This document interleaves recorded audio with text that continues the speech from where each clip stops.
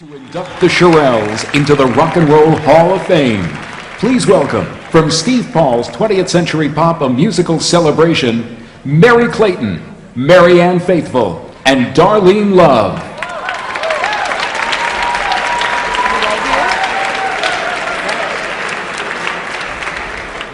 Well, good evening. This is one of the greatest honors of my life. As an Englishwoman, I was brought up in Reading in Berkshire, in England, and there was no radio where I lived, except Radio Luxembourg, which played the American Hot 20 every week. And when I was an adolescent teenager, I listened to that. I think it was every Wednesday, but I can't be sure. And my mother didn't like it, of course, so I had to listen under my pillow to my transistor. And it was there that I first heard the Shirelles, Tonight's the Night. And it gave me my idea of what love was and what love could be and what my life was going to be like. And I don't know if I learned anything from it, but what the hell.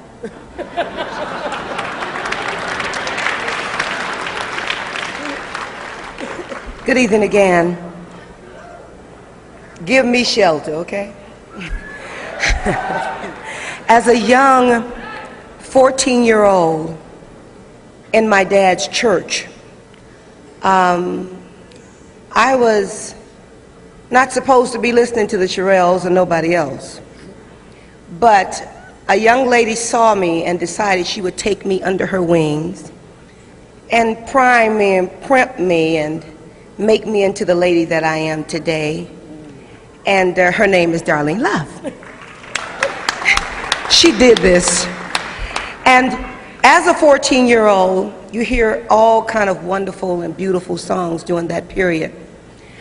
My story is that when I was in junior high school, I was in a group with Billy Preston called the Billettes. We were the Shirelles, if you know what I mean, the Billettes. When I joined Ray Charles as a Raylette, they said, ladies and gentlemen, here's Mary Clayton of the Shirelles. I've been a Shirelle all my life, practically. As a blossom working with Darlene and going to different things, they would always say, well, here she is. She was a Shirelle. I was never a Shirelle, but I always loved the Shirelles. They showed me exactly what to do and how to do it. And guess what? I'm still doing it.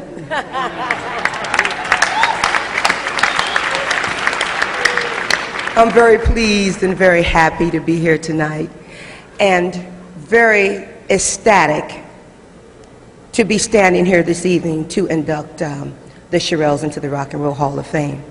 Thank you very much. Good evening. It is really a pleasure for me to stand here for the ladies who I met in 1964 at the Brooklyn Fox at a Murray Decay show. And I was this young girl, scared to death.